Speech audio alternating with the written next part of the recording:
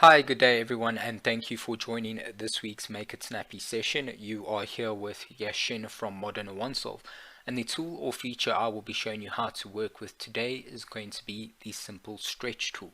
So the stretch tool is going to allow me to effectively transform or reposition my geometry. So let's have a look at how it works. To activate the command, I simply start the tool from the ribbon. Once it's been activated, it's going to ask me to make a few definitions.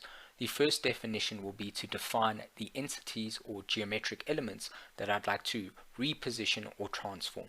So in order to do that, I can simply draw a bounding box around the selected elements. And something that you need to take note of is these elements will move. Everything that's left out of this selection will remain fixed. Once that's been done, I have to choose a base point or a reference point. And I can simply select the center of that circle.